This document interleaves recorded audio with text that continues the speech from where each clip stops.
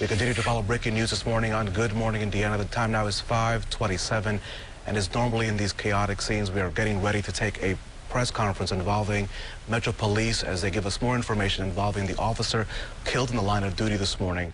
We're just waiting to set up to hear that information. You can see a group of men right now walking toward the camera. We are assuming right now, it's hard to tell in the dark, but that is the top brass of the police department, the folks that we have been waiting for quite some time to hear from. And Beth, not to interrupt you, but you're hearing there on the screen, this is Spencer Moore. His son, David Moore, was the last officer that was killed in the line of duty back in 2011.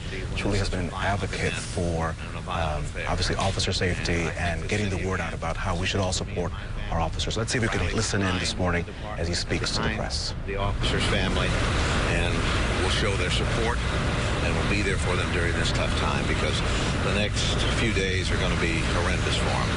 Can you take us through your morning when you got the call and what followed since? Well, I was at home, got the call about 9 o'clock on Sunday morning. Actually, a little bit past that because they were shot.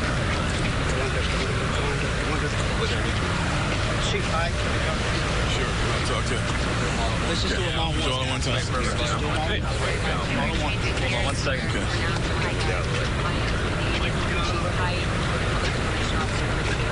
You ready? Tell just by looking at Chief Hyde. Okay, tonight at around 1:52 a.m., Northwest District Officer Rod Radway was dispatched to the 6700 block of Eagle Point Drive after a 911 call reported disturbance in an apartment.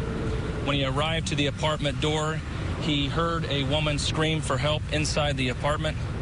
He forced entry into the apartment, and a confrontation ensued between the suspect and police officers. During that confrontation, the officer was shot. He was transported to Wishart Hospital, where he died from his injuries.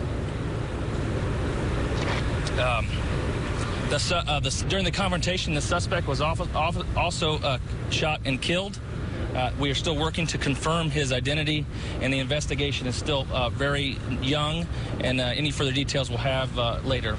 Chief Hite has some words, as well as Director Riggs. Thank you. Good morning. As you heard, the very brave officer risked his life for our community once again.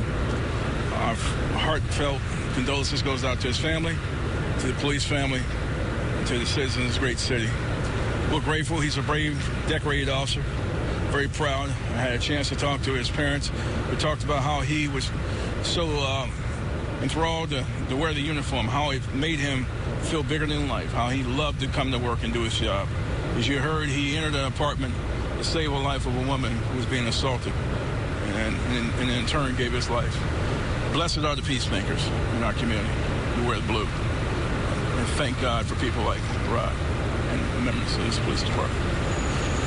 It's a tough time for us, but we'll get through this in the days ahead. We want the community to understand. We want you to reach out to the family, be there for them as we prepare for his homegoing services. At this time, Director Riggs would like to share a few words. Director. I just want to say tonight, IMPD lost one of its finest, but this city lost one of its finest. I'm always struck when you see the officers and they wear a uniform. They wear that uniform with pride, but that uniform also represents what's good about our community. That our uniform represents the citizens we serve. Not only tonight did an officer die, but it was an attack against what is right in our city. The officers I've spoken with tonight asked for prayer. They asked respect for their privacy. And I, for one, am proud to be a part of this organization and proud of the service and the sacrifice of our officer. This time I'm going to ask President Bill Owens to be at the FOP for a few words. Folks, earlier tonight, Rod Bradway put his uniform on and went to work. He's not coming home. He left behind a wife and 2 kids. And he's a true hero. So the department would really appreciate prayers and support. It's something, unfortunately, that this city does very, very well in supporting our officers in times of need. And this is one of the greatest times of need. So I'd appreciate any prayers and thoughts and support for the family and for the men and women that worked with him and the entire police department. Thank you. This time you hear from Commander of the Northwest District, Rod's Commander, Brian Mahone. Tonight I lost a member of my team. We lost a member of our family. When I say we, I mean the Northwest District, the IMPD, the Public Safety Department, and the City of Indianapolis. We're going to ask our family for all the support.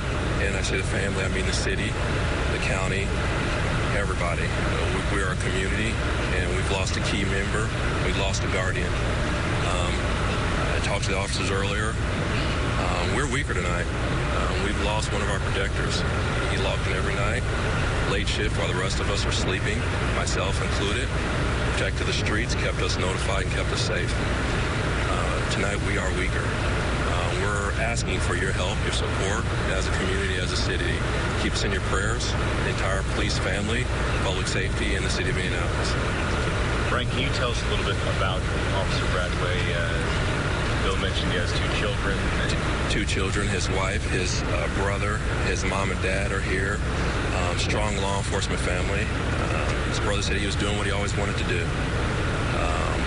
There will be a lot said about him, and nothing will even come close to the kind of police officer he is. The kind of police officer who goes out in the middle of the night and makes sure that the rest of us are taken care of, patrols our alleys, our streets, our driveways, and he was answering the call.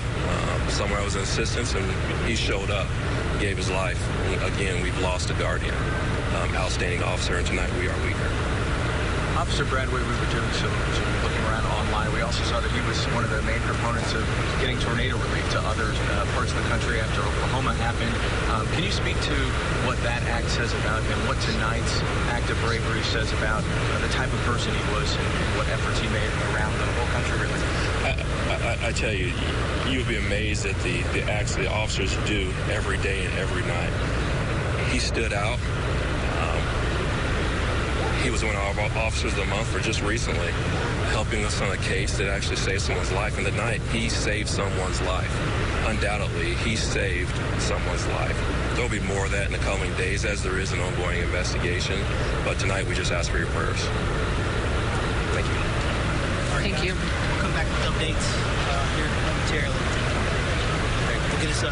We're just wrapping up here a news conference. You've just seen the chief of police, the public safety director of the city, FOP members, Rod Bradway's supervisor there at the Northwest District, all speak. Many of these men holding back tears. It's hard to watch, and it's hard to understand how they're wrapping their hearts around what's just happened. And as you heard this evening from Brian Mahone, his commander, per se, who said, tonight we are weaker because we lost one of our protectors. And we're finding out already so much more about Officer Bradway. He did leave behind a wife and 2 children.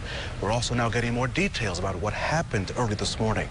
Officer Bradway responding to a 911 call at the Eagle Point apartments, responding to a domestic disturbance, and died in the line of duty. We'll have much more on this breaking news story as it develops throughout the morning. You're watching Good Morning Indiana.